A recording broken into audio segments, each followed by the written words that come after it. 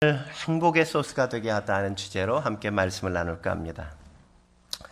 강신장 작가가 오리지널이 되라는 주제의 책을 썼던 분인데, 이분이 사람을 잡는 13가지가 있다 이렇게 그랬어요. 사람을 잡는, 사람을 잘 잡는다는 게 아니라 사람을 아주 잡는 13가지가 있다 그랬어요.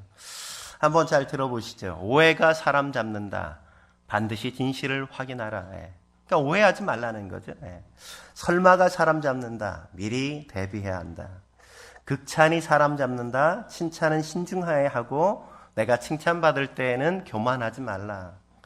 뇌물이 사람 잡는다. 선물은 받되 뇌물은 받지 말고 치우치지 말라. 차차가 사람 잡는다.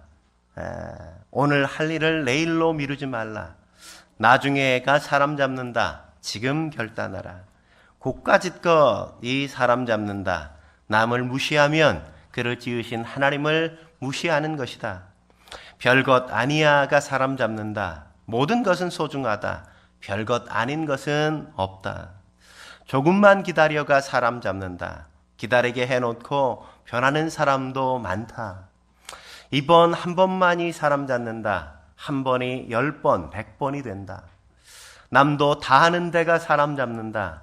세상 모든 사람이 다 해도 하지 말아야 할 일이 있다. 그래요. 이런 것들이 우리의 삶을 사람 잡을 때가 있지 않습니까? 그죠? 우리가 살다 보면 참 사람 잡는 일들이 적지 않게 있죠. 그런 것 가운데 또 하나가 있다면 저는 아마 갈등이 아닐까 하는 생각이 듭니다. 갈등이 사람 잡는다. 피하지 말고 직면하라. 우리가 갈등의 상황과 환경 속에 우리가 놓여 있을 때 그것을 그냥 묵과하고 그냥 넘어가면 때때로 그것이 우리를 돌아올 수 없는, 넘을 수 없는 강을 우리가 건너게 할 때가 있단 말이죠. 갈등이 다가올 때, 갈등이 우리 가운데 찾아올 때 피할 수 없는 필연적인 것이라면 우리가 잘 맞이할 필요가 있습니다. 갈등만큼 파괴적이고 또 사람들을 어렵게 하고 힘들게 하는 게 또 있을까요? 없겠죠. 갈등은 개인만이 아니라 공동체에도 거대한 적지 않은 악한 영향을 끼칠 때가 많이 있습니다. 오늘 본문에도 보면 갈등하고 있는 현실을 우리가 함께 만나게 되어지죠. 본문에 등장하는 유오디아와 순두계라는 두 빌립보 교회 여성 지도자들, 그들도 여전히 갈등하고 있는 모습을 우리가 살펴볼 수 있지 않습니까? 사실 유오디아 이런 말은 참 아름다운 말이에요. 무슨 뜻이에요? 즐거운 여행 이런 뜻이에요. 유오디아, 즐거운 여행. 우리가 여신도 이렇게 작은 모임 만들 때 이런 유오디아 이런 이름 참 좋을 것 같죠, 그죠? 즐거운 여행. 순두개는 순두부가 아니에요. 순두개예요. 순두부찌개의 준말인지 모르겠는데 순두개는 행운 이런 뜻이에요. 행운이라는 뜻.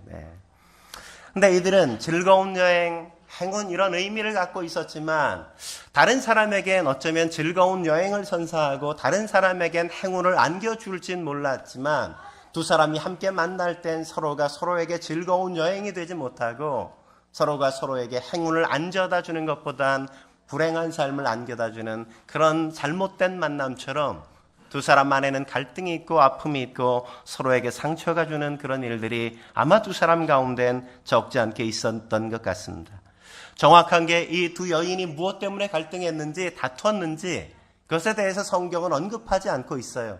그래서 무엇 때문인지는 우리가 잘 알 수 없지만 그러나 그것 때문에 적지 않게 공동체 전체가 어려움을 경험하고 있었다는 사실을 우리가 짐작할 수 있겠죠. 두 여인의 갈등이 얼마나 컸으면 저 멀리 있는 로마 감옥에까지 바울에게까지 그렇게 전달되었겠습니까? 그래서 바울이 이 편지를 마무리하는 이 마지막 사장에서 신중하게 아주 조심스럽게 이 여인들의 갈등하고 있는 이야기들을 함께 꺼내놓고 이야기하지 않습니까? 오늘 2절 뭐라고 권면해주고 있어요? 2절 같이 읽어볼까요? 시작. 내가 유오디아를 권하고 순두계를 권하노니 주 안에서 같은 마음을 품으라. 이 구절을 유진 피터슨은 이렇게 메시지 성경에 번역했습니다. 같이 한번 읽어볼까요? 시작. 유오디아와 순두계를 권면합니다. 견해차를 해소하고 화해하십시오. 하나님께서는 자기 자녀들이 서로 미워하는 것을 원치 않으십니다. 그러니까 그 안에 뭐가 있었어요? 서로 미워하는 게 있었어요. 작은 의견의 격차, 그것을 해소하지 못하자 그것이 점점 거대한 갈등으로 되었고, 그것이 다툼을 만들면서 서로를 미워하는 증오심이 그들 가운데 아마 일어났다는 걸 우리가 짐작해 볼 수 있겠죠. 그런 것들이 점점 눈덩이처럼 커지니까 교회 공동체 전체가 그 갈등의 회오리 속에 휘말리게 된 겁니다. 갈등이 해소될 기미가 잘 보이지 않으니까 바울이 오늘 편지를 써서 그들의 갈등의 문제를 잘 해소해 가도록 요청하고 있는 겁니다. 그렇다면 공동체의 갈등 어떻게 풀어갈 수 있을까요? 첫째로 우리는 언제든 다른 사람과 갈등할 수 있다는 사실을 인정해야 된단 말이죠. 다른 사람과 언제든지 갈등할 수 있다는 사실을 우리가 인정해야 돼요. 사람 사이에 갈등이 없다는 건 있을 수 없는 일 아니겠습니까? 갈등의 이유가 뭔가요? 저는 여러 가지가 있지만 흔히 한 두 가지 정도 특별한 이유가 있지 않을까 싶어요. 하나는 서로의 단점이 보이기 시작한다는 거예요. 단점이 보이기 시작한다는 거예요. 사람이 처음 만나면 단점이 잘 안 보여요. 그 사람의 장점이 늘 잘 보이지. 아, 이쁘다. 야, 성격도 좋은 것 같아. 처음엔 좋은 점들이 다 보인단 말이죠. 근데 왜 단점들이 보이기 시작해요? 안 좋은 점들이 보이기 시작하는 이유는 뭘까요? 그 사람과 그만큼 가까워졌다는 거예요. 이제 멀리서 볼 땐 괜찮았는데 가까워지니까 아우 얼굴에 기미가 티가 보이기 시작하네. 이렇게 그 사람의 단점이 보일 만큼, 연약함이 보일 만큼 친숙해지고 친밀해졌기 때문에 그게 보이기 시작한다는 거예요. 보이기 시작한다. 또 하나는 차이를 발견하기 때문이죠. 차이를, 다른 점을 발견하는 거예요. 예전엔 그냥 만나서 별로 차이가 있다고 느끼지 않았습니다. 멀리 있을 땐 그냥 조화만 보였어요. 근데 가까워지니까 저 사람의 성격이 나랑 좀 의견에 격차가 있는 것. 어떤 이야기를 나눴는데 난 이렇게 생각하는데 저 사람 저렇다고 얘기하네. 왠지 마음속에 대립이 생기고 나와 다른 의견을 갖고 있고 나랑 다른 생각을 하고 있다는 그 자체가 내 마음속에서 자꾸만 불편함을 자아내기 시작할 때가 있단 말이죠. 그런 것들이 나랑 다르다고 느껴지니까 자꾸만 이제 거리감을 두게 되어지고 말도 자꾸 하지 않게 되어지고 그러면서 왠지 자꾸만 더 서로가 소원해지는 관계. 그러다 보니까 자꾸 그냥 말 한마디 내뱉은 게 그냥 왠지 나에 대해서 싫어하나 이런 마음들을 자꾸만 갖게 되어지는 계기를 만든단 말이죠. 그런데 이런 갈등의 이유, 더 근본적인 이유가 뭘까요? 갈등의 가장 중요한 이유는 우리가 모두 죄인이기 때문에 그렇다는 사실을 우리가 결코 놓치지 말아야만 합니다. 차이를 존중하지 못하는 좁은 속사람을 갖고 있죠. 다른 사람의 연약함을 감싸주고 채워주기보단 그것을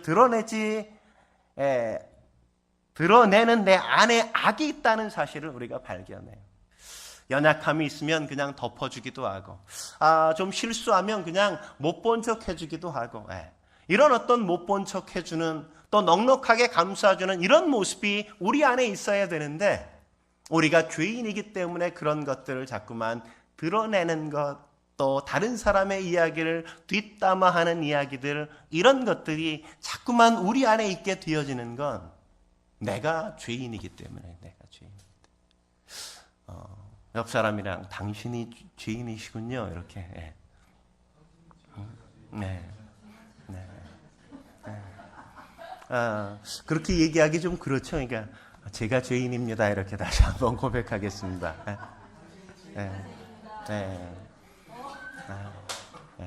제가 죄인이라 그랬어요. 제가 죄인이라. 우리가 그렇게 죄 있는 인간이라 연약해서 그랬단 말이죠. 우리가 성화의 과정으로 걸어가고 있는 공사 중인 상태 속에 우리가 살고 있기 때문에 그런 것 아니겠습니까? 그런데 사람들은 교회 안에 갈등이 있어서는 안 된다고 생각하지 않습니까? 사랑의 공동체가 어떻게 이럴 수가 있어? 어떻게 하나님을 믿는 사람이 저런 말 할 수 있나? 이런 이야기 할 때가 우리가 적지 않게 있잖아요. 그러나 사랑의 공동체 역시도 그 안에 죄인들이 함께 모여 있어서 여전히 갈등이 있고 다툼이 있고 그 속에서 싸움이 일어날 수 있다는 사실을 우리는 겸손하게 인정할 필요가 있다는 겁니다. 오늘 본문도 빌립보 교회 갈등의 문제가 있다는 걸 확인할 수 있죠. 2절에 유오디아 순도계가 그들이 갈등하고 있어서 뭐라고 이야기하고 있어요? 주 안에서 같은 마음을 품으라고 이야기하고 있는 것 아니겠습니까? 주 안에서 왜 같은 마음을 품어야 될까요?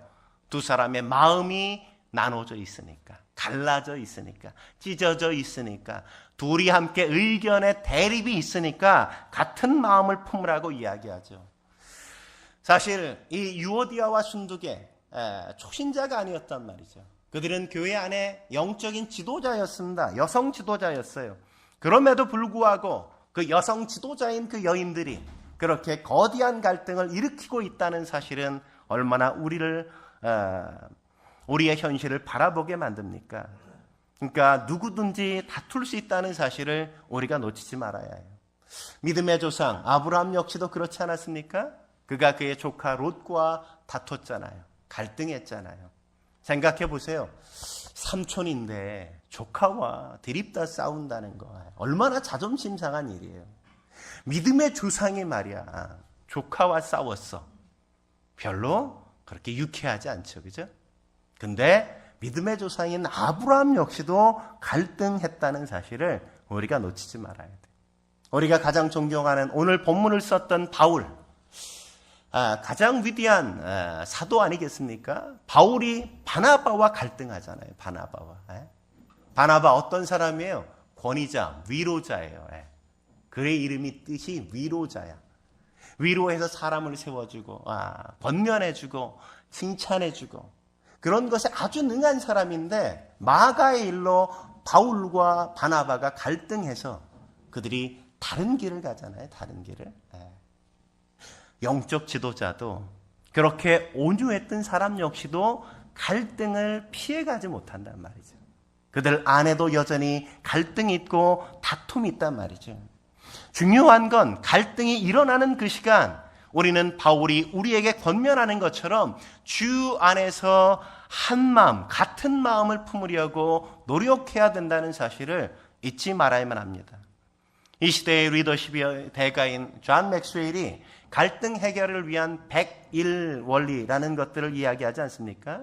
그분이 이런 얘기하죠. 만일 당신의 지도력 아래에 있는 고집스러운 성질에 누군가가 있다면, 나와 갈등하는 누군가가 있다면 당신과 그 사람이 일치하는 1%를 찾아라. 1%를. 오늘 바울과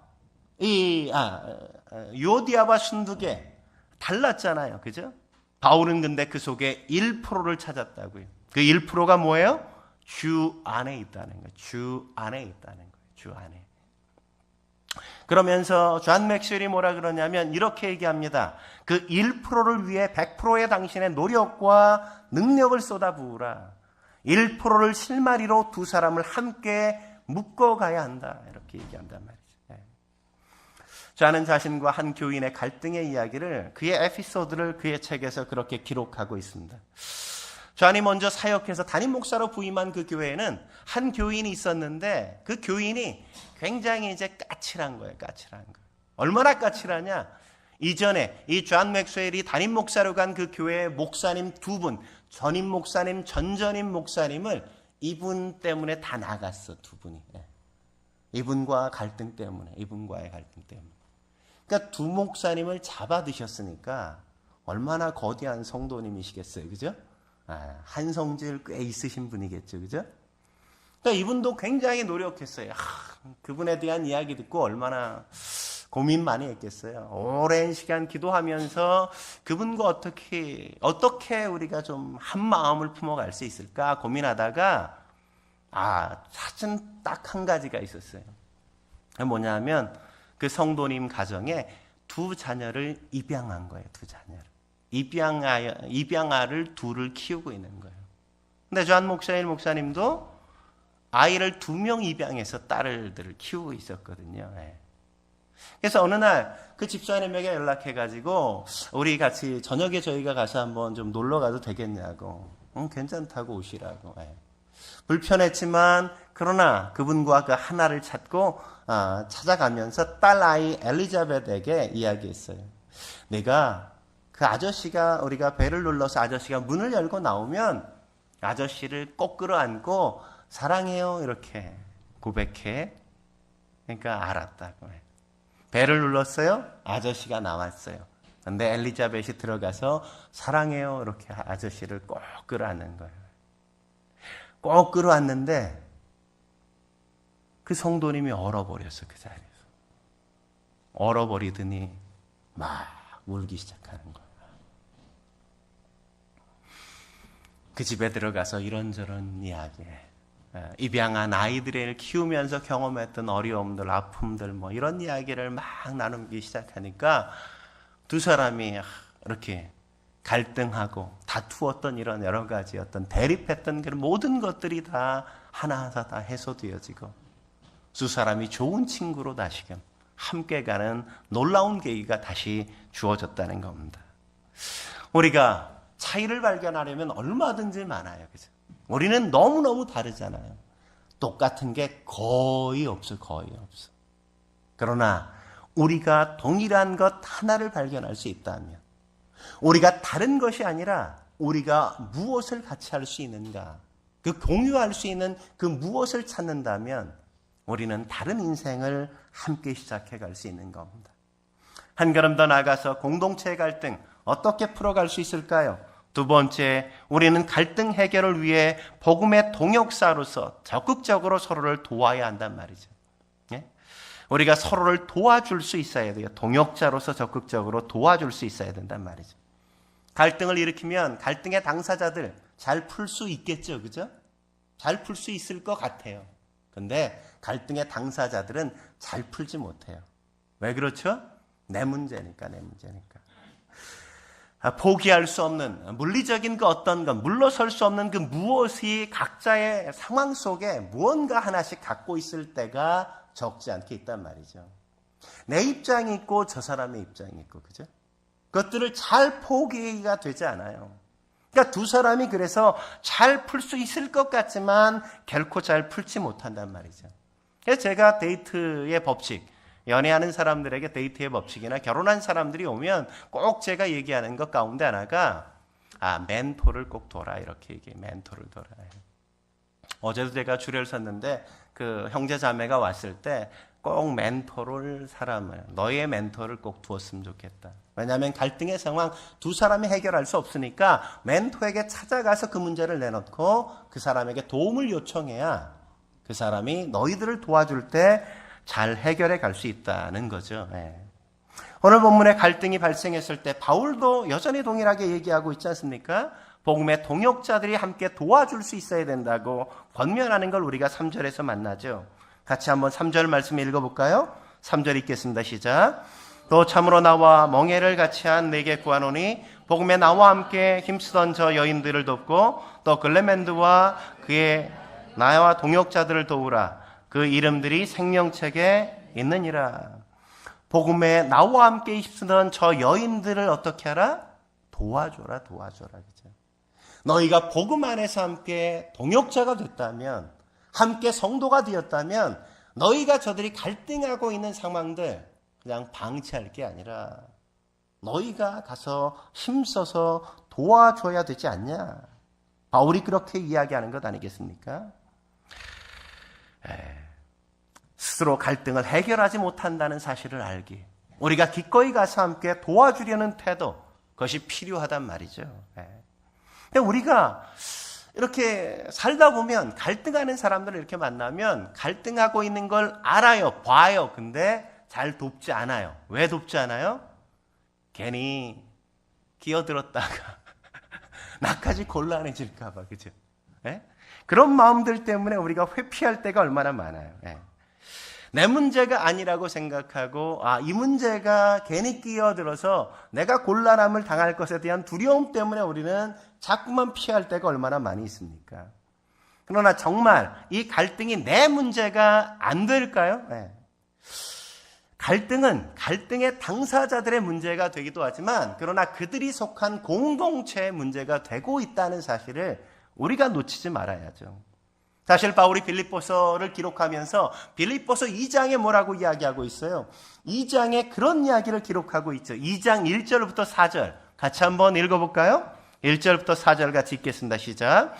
그러므로 그리스도 안에서 무슨 권면이나 사랑에 무슨 위로나 성령의 무슨 교제나 긍휼이나 자비가 있거든 마음을 같이하여 같은 사랑을 가지고 뜻을 합하며 한 마음을 품어 아무 일에든지 다툼이나 허용으로 하지 말고 오직 겸손한 마음으로 각각 자기보다 남을 낮게 여기고 각각 자기 일을 돌아볼 뿐더러 또한 각각 다른 사람의 일을 돌아보아 나의 기쁨을 충만하게 하라. 바울이 이렇게 말하는 이유가 뭐예요? 그 아들이 한 마음이 아니었단 말이죠. 한 뜻이 아니었단 말이죠. 두 여인이 갈등하기 시작하자 공동체에도 여전히 분쟁이 있고 누구누구 파가 생기고 서로가 그냥 거대한 전쟁터로 교회가 변해가는 거죠. 내가 잘났다고 여기고 남보다 내가 낫잖아 이렇게 서로가 교만한 모습으로 자기가 낫다고 주장하고 내 의견이 옳다고 주장하는 거대한 대립이 그 안에 일어나게 된 거예요. 두 여인의 문제가 두 여인의 문제로 남지 않고 교회 안에 거대한 두 파로 나누어서 여기 파 이렇게 나누어서 싸움이 일어나기 시작하자 네가 낫냐 내가 낫냐 누가 옳으냐 그런 거대한 갈등을 만들어낸 것 아니겠습니까? 그러니까 개인의 갈등은 결코 개인들만의 갈등이 아니라 그것이 교회 공동체의 갈등으로 커갈 수 있다는 사실을 우리가 결코 놓치지 말아야 돼요. 사단은 결코 두 사람의 갈등을 두 사람 안에만 두지 않습니다.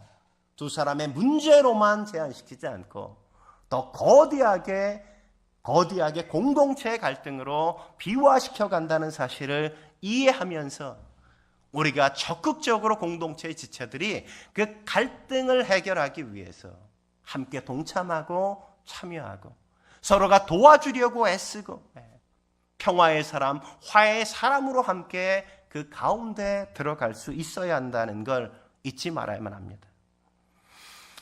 오늘날 새벽 기도에 개인 기도를 이렇게 기도 시간이 되어서 막 기도하는데 한 권사님이 그렇게 그냥 아주 통곡을 하면서 막 기도하는 거예요. 목사님이 기도하다가 자꾸 그분이 하도 통곡해서 기도하니까 도대체 뭔 기도를 저렇게 뭔 일이 있길래 저럴까 권사님이 그냥 가만히 기도하시는 걸 들어봤어요. 그랬더니 살려주세요 하나님 제발 좀 살려주세요 우리 아버지 제발 좀 살려주세요 막 죽으면 안 돼요 막 기도하는 거예요. 그래서 권사님이 기도 끝날 때까지 목사님이 그날 이제 끝내고 돌아가지 못하고 저 뒤에 있다가 권사님이 기도가 다 끝나서 이제 나오시길래 권사님한테 물었대요. 아니 누가 많이 편치 않으세요? 누가 많이 안 좋으세요? 아니 간절히 그렇게 기도하시는데 뭐 때문에 그러세요? 그랬더니 목사님 너무 불쌍해요. 너무 안 됐어요. 목사님도 기도해 주세요. 그럼 당연히 제가 기도해야죠. 누가 그렇게 불편하세요? 편치 않으세요? 그랬더니 그 권사님이 있잖아요. 배용준이 나오는 드라마요. 가을동화 거기에 나오는 주인공 은서가 많이 아프대요. 죽는데요. 은서가 죽지 않게 기도해 주세요. 우리가 살아가면서 여러분도 혹시 은서가 죽지 않도록 기도하고 있는 것 아니에요?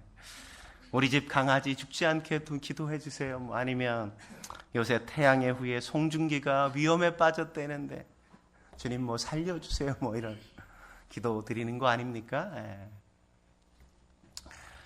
우리가 그런데 기도하는 게 아니라 우리 곁에 있는 사람들, 우리의 지체들이 정말 잘 편안하게 잘 살고 있는가? 어려움은 경험하고 있지는 않는지, 갈등은 어떻게 내가 도와줄 수 있는 문제는 없는지 우리가 주의 깊게 살피고 그들을 도와주려고 애써야 되지 않겠어요? 도움이 필요한 때 도와주는 게 필요하단 말이죠. 그리고 또 하나, 누군가 나에게 도와주려고 할 때 그 도움을 기꺼이 받으려는 그 태도도 굉장히 중요하다고 저는 생각합니다.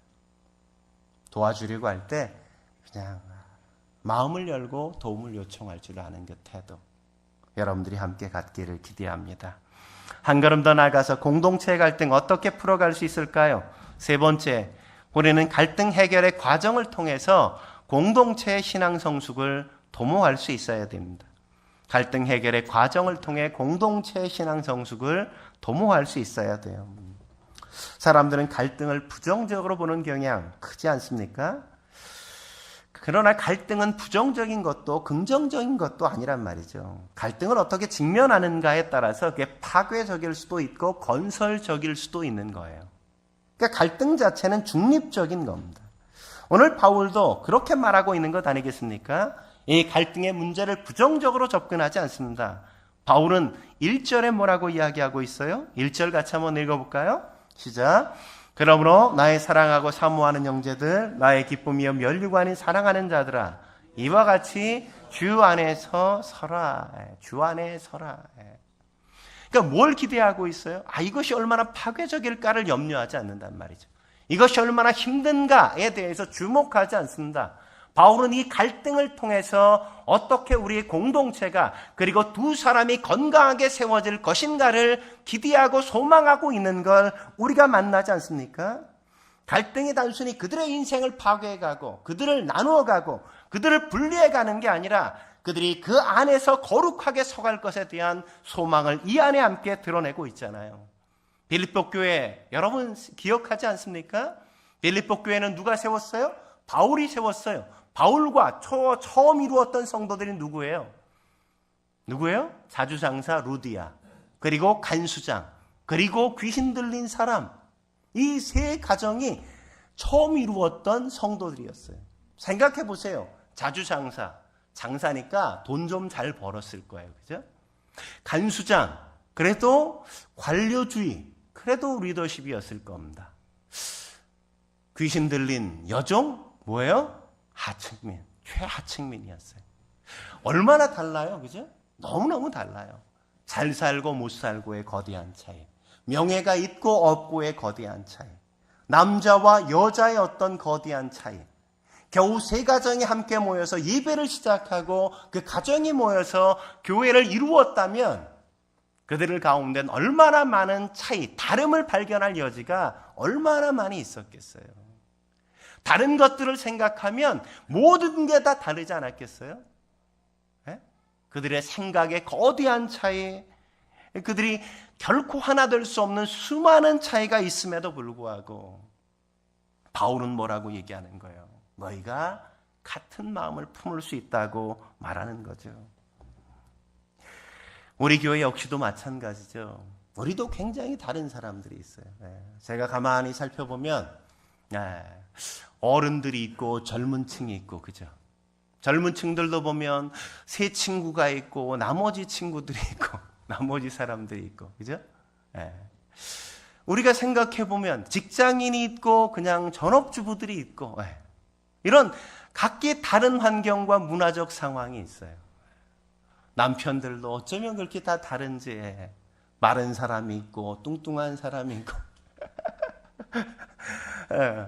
다 다른 것들이 너무너무 많이 있단 말이죠. 다.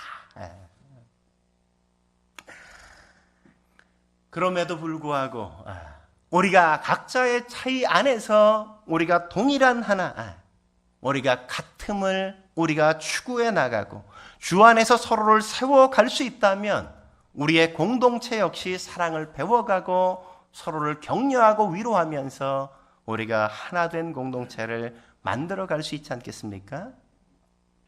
우리의 갈등이 파괴적이 되지 않도록 우리가 서로 조심해야 되고 주의해야만 돼요.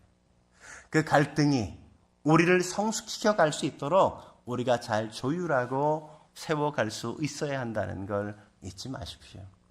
갈등을 방치하지 마십시오. 갈등을 내버려 두면 안 돼요.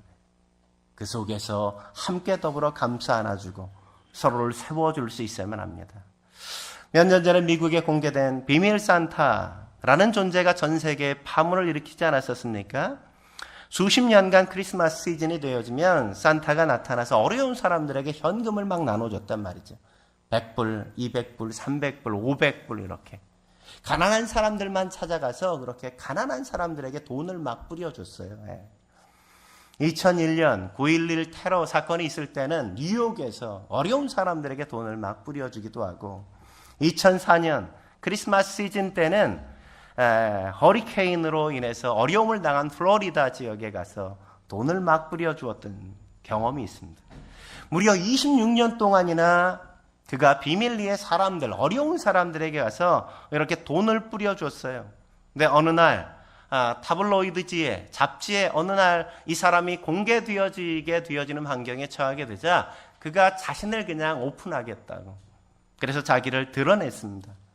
당시에 58세 된 장거리 전화회사의 사장이었던 레리 스튜어트라는 사람이었습니다. 레리 스튜어트라는 사람. 그러니까 백만장자가 되었지만 그는 가난한 사람들의 고통을 잘 이해하고 있었던 사람이었어요. 1971년 그는 사실 노숙자 신세가 되었다 그래요. 돈도 없고 희망도 없고.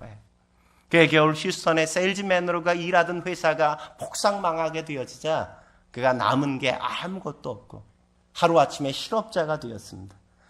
있던 돈 다 써버리고 이제 아무 돈이 없이 이틀을 보내는데 아무것도 먹지 못한 거예요. 길거리에서 노숙자처럼. 아무것도 먹지 못하자 이제 정신이 뭔가 먹어야 된다는 생각밖에 드는 게 아무것도 없는 거예요. 아침에 일어나서 이렇게 기웃기웃하면서 살펴보니까 어느 식당이 연 거예요. 그냥 무조건 들어가서 음식 하나를 시켰어요. 그리고 허겁지겁 먹었습니다. 다 먹고 나니까 제정신이 들잖아요. 아무것도 없잖아, 내가 가진 게. 이걸 어떻게 해야 되나. 그러다가 생각해냈어요. 꼼수가 이렇게. 내가 지갑을 안 가지고 온 것처럼 그렇게 연기를 해야 되겠다. 그래서 계산을 해야 돼. 다 먹고 돈이 없네 막 이렇게. 근데 보통 연기가 발연기는 다 드러나잖아요. 발연기.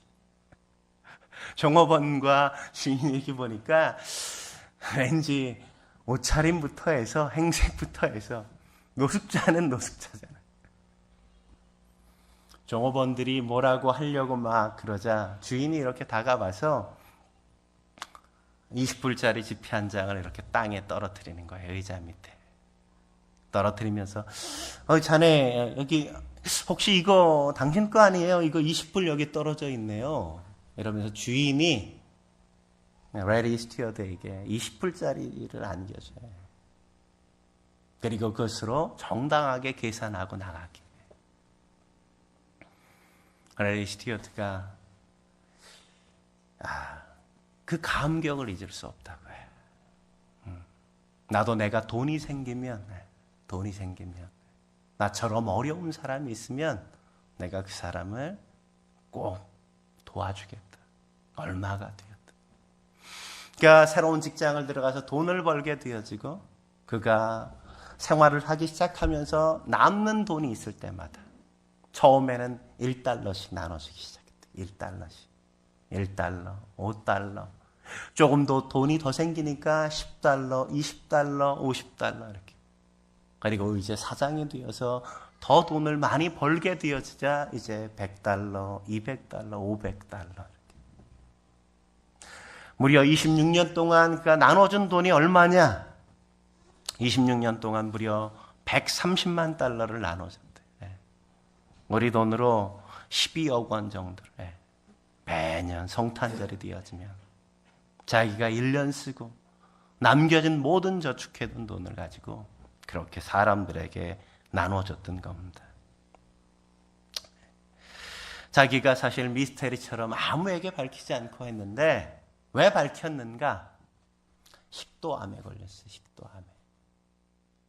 얼마 살지 못한다고 병원에서 진단을 받았어요. 사망 선고를 받았습니다. 그의 얘기가 이런 얘기가 신문에 실리고 알려지기 시작하자 많은 사람들이 당신이 한 그 일을 제가 하겠습니다. 제가 비밀 산타 역할을 당신이 없는 그 자리 제가 메우겠습니다. 그러면서 많은 사람들이 그를 격려했다 그래요. 생각해 보십시오. 한 식당 주인이 20불을 그에게 그 어려움을 알고 이해해주고 그를 도와주니까 이 한 사람이 110만 달러를 그렇게 어려운 사람들에게 나누어주고 그 한 사람의 이야기가 증거되어지고 또 알려지자 수많은 사람들이 내가 그 비밀 산타가 되겠다고 이야기하잖아요.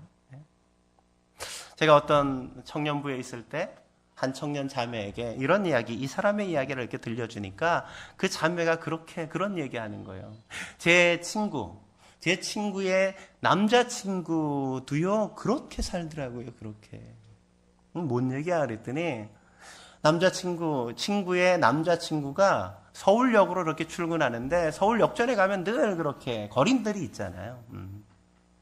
거린들이 있으니까 처음에 그분들 이렇게 지나다니는 게 괜히 마음에 부담이 돼서 처음에는 1,000원씩 나눠주기 시작했대요.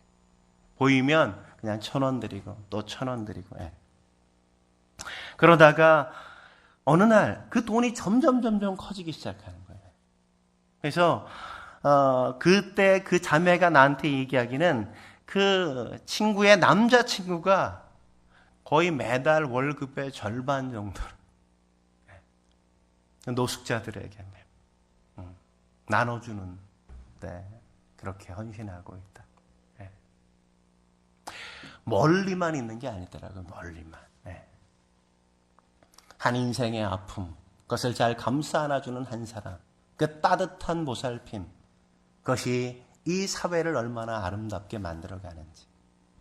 오늘 우리가 서로의 필요, 또 서로의 아픔과 고통들, 힘겨움들, 그런 것들을 함께 보듬어 갈 수 있다면 우리의 공동체도, 또 우리가 살고 있는 이 사회도 그런 거룩한 공동체로 새롭게 세워지지 않을까요?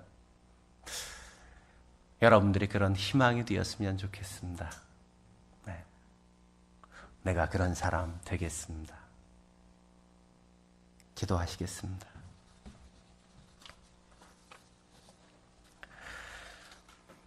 거룩하신 하나님 아버지, 오늘도 주님 앞에 함께 서서 주님